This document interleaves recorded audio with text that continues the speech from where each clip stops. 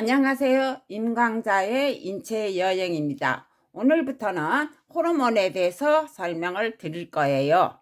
그러면 호르몬이란 그리스에서 유래하였고 부추기다, 자극하다는 뜻이에요. 그리고 1902년에 영국의 생리학자 스탈린과 베일리스가 명명하였어요. 그러면 우리 몸에 있는 호르몬샘은 요거예요. 여기에 우리 몸의 호르몬샘에 대해서 표시를 했는데 여기까지는 다 똑같아요. 여자나 남자나 똑같아요.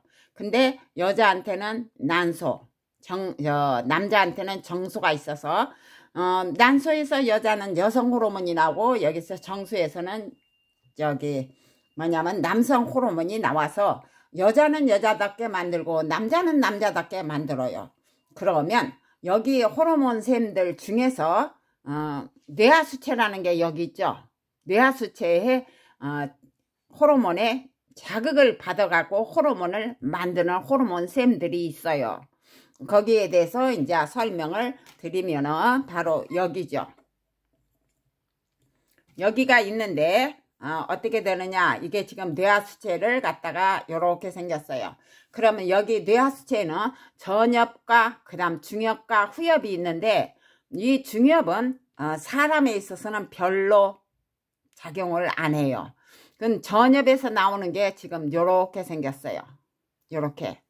그러면 여기에서 성장 호르몬이 나와요. 뇌하수체에서 성장 호르몬 나와요. 이게 고장나서 많이 나오면 막 키가 많이 커버려요. 그런데 이 성장 호르몬, 여기에 아래에 있는 것은 표적기관이라고 그래. 이 호르몬샘들이 찾아가는 곳이죠. 그래서 성장 호르몬이 골단, 그러니까 우리 몸의 뼈의 가장자리, 골단을 크게 해요. 그리고 근육을 크게 해요. 성장 호르몬이. 그래서 키가 크게 하고 옆으로도 크게 하고 그렇게 되는 거죠. 그래서 자라는 거예요. 그 다음에 이제 일정하게 우리가 자라면 그 다음에는 어떤 결과가 나오느냐. 나이 들면요. 그 세포들이 너무 늙어갖고 상처를 입거나 그래서 죽어요. 병들거나. 그러면 그걸 없애고 거기에서 새로운 세포를 만들게 하는 게 성장 호르몬이에요. 상처도 치유게 하는 것도 성장 호르몬이에요. 그래서 이 성장 호르몬이 제대로 잘 발달해서 나오는 사람은 덜 늙겠죠. 말하자면 나이 들면 주름 생기는 것도 주름 사이사이 있는 세포들 사이 줄줄이 죽어버리면 거기에 폭 파져서 주름 생기는데 여기에서 성장 호르몬이 있는 거는 여기 제대로 잘 분비되는 사람은 그 늙어가는 세포를 금방금방 없애고 새로운 세포를 막 메꾸니까 주름도 덜 생길 거예요. 그 다음에는 유선 자극 호르몬이 있어요. 이건 유방으로 가요.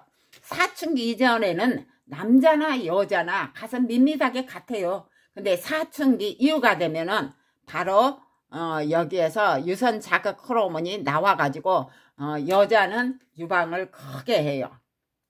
크게 해서 만드는 거죠. 봉오리지게. 그 다음에는 성선 자극 호르몬이 있어요. 이런 호르몬이 여기 가야지 작용을 해요. 그래서 작용 호르몬인데 여기에서 정소와 난소로 가요. 그러면 남자한테는 이 두 가지가 가죠. 여기에 ICSH 그 다음에 FSH 이거 이제 할 때는 자세히 다 배우니까요. 우선은 요런 게 있다는 것만 해야 돼요. 그러면 이 두 호르몬이 어디로 가느냐, 정소로 가요. 정소로 가서 정세관이라는 게 있어요. 그것도 이 다음에 이제 배울 건데 정세관 사이에 간질세포가 있어요. 그 사이에 있으니까 간질세포인데 거기서 정자가 만들어져 갖고 정세관으로 가거든요. 그래서 여기에 의해서 여기로 가갖고 정자 만드는데 저기 하고, 여기에서 LH하고 이거는 그냥 저기 하고 난소로 가가지고 여기에서 난포로 가가지고 바르자면 난자를 성숙시켜요. 그 다음에 항체로 가가지고 둘이 합작을 해서 어떤 게가 나냐, 여자한테 월경을 만들어 월경이 나오게 하는 거죠. 그 다음에 갑상선 자극 호르몬이 있어요. 얘는 갑상선으로 가요. 갑상선 혼자 호르몬 못 만들어요. 갑상선에서 호르몬은 요드가 들어있는 티록신이라는 호르몬을 만들거든요.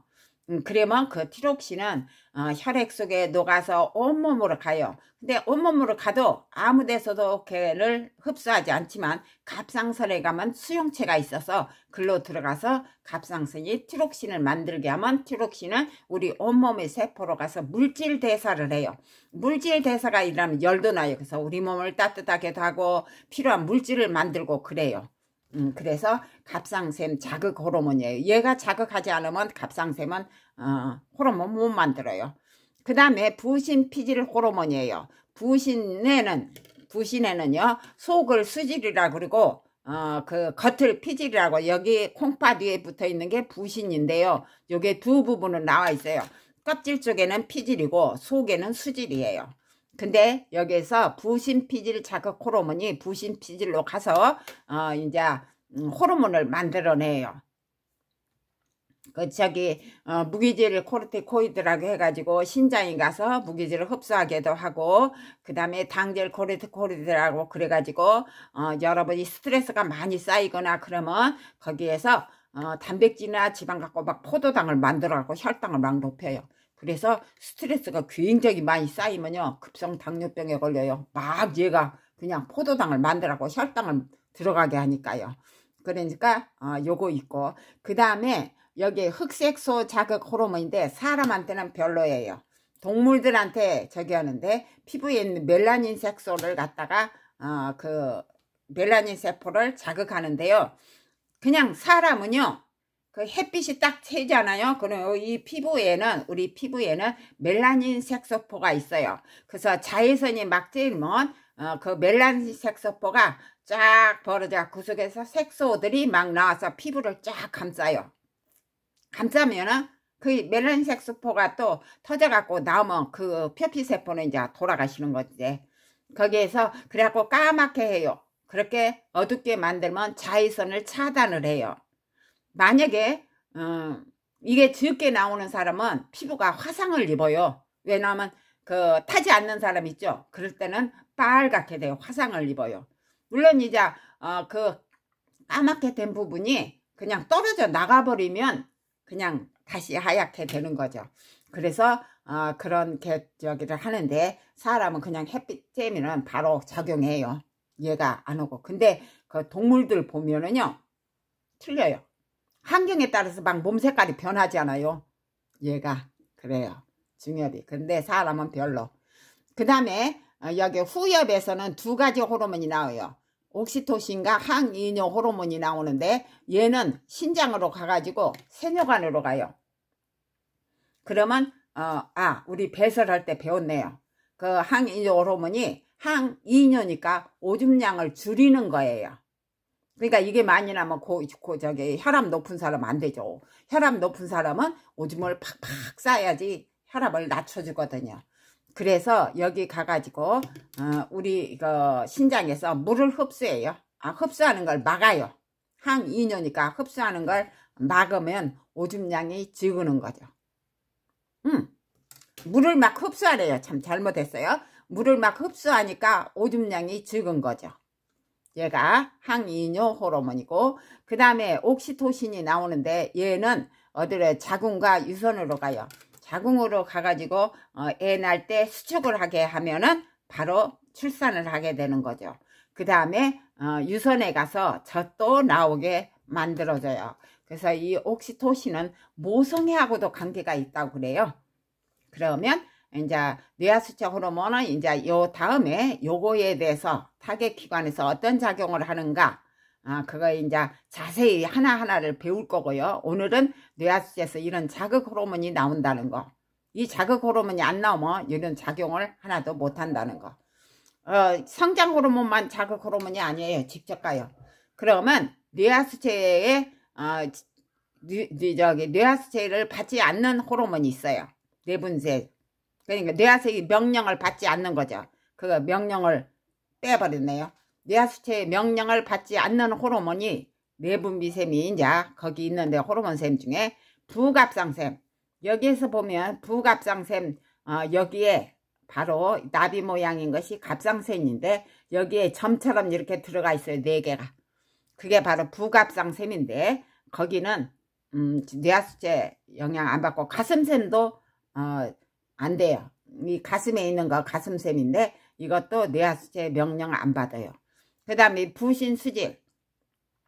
부신이 있으면 아까 피질이 있고 속은 수질이에요. 거기도 영향을 안 받아요. 여기서 아드레날린 나와요. 스트레스가 막 쌓이면요 아드레날린이 나와서 공격적으로 되거나 막 그러거든요. 그건 좋은 점도 많아요. 우리가 순발력을 키워주는 거, 아침에 잠에서 밖에 뭐 활동 금방 할 수 있게 하는 거, 그 아드레날린인데 부신 수질에서 나오고, 그 다음 췌장도 영향을 받지 않아요. 췌장은 인슐린 나오죠. 소화샘에서 소화액도 나오고 인슐린과 그루카곤을 만들어내는 췌장인데요. 췌장도 뇌하수체에 영향을 받지 않아요. 근데 우리 몸에는 이건 내분비샘이라겠죠. 분비샘이 있어요. 그게 바로 외분비샘과 내분비샘인데 외분비샘은 일정한 간을 통해서 분비해. 땀샘, 침샘, 이샘.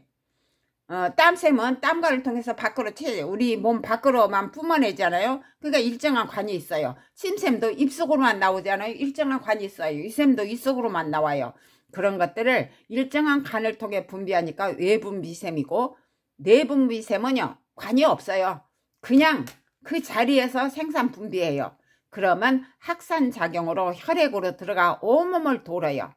그러면 온몸을 혈액 따라서 돌잖아요. 그러면 수용체가 있는 곳에서 그걸 받아들여 갖고 해요. 말하자면 갑상샘 자극 호르몬이 혈액 따라 막 돌잖아요. 그러면 갑상선에서만 수용체가 있어요. 그래서 갑상선에서만 그걸 받아들여 가지고 작용을 해요. 이 호르몬을 갑상선에서만 해요. 그러니까 각 기관에는 수용체가 있는 거죠. 그래서 여기에 혈액으로 들어가 온몸을 돌며 수용체가 있는 곳으로 가서 작용한다. 수용체가 있는 데서 그거를 받아들여 가지고 작용을 하게 하는 거죠. 그러니까 우리 몸을 조절하는 것은 신경계와 내분비계예요. 내분비계는 호르몬이에요. 신경계는 일정한 신경계가 있었죠. 일정한 신경계가 있어요. 말하자면 우리 전선과 같은 거죠. 전기 작용하는 거. 근데 여기에 호르몬샘은 관이 없어요. 그래서 호르몬은 혈액 따라서 온몸을 돌다가 수용체가 있는 곳에서 그걸 끌어들여 갖고 그걸 활성화시키는 거죠. 그래서 바로 내분비계하고 여기 우리 자율신경 신경계하고 둘이 우리 몸을 조절하게 되는 거죠. 오늘은 여기까지요.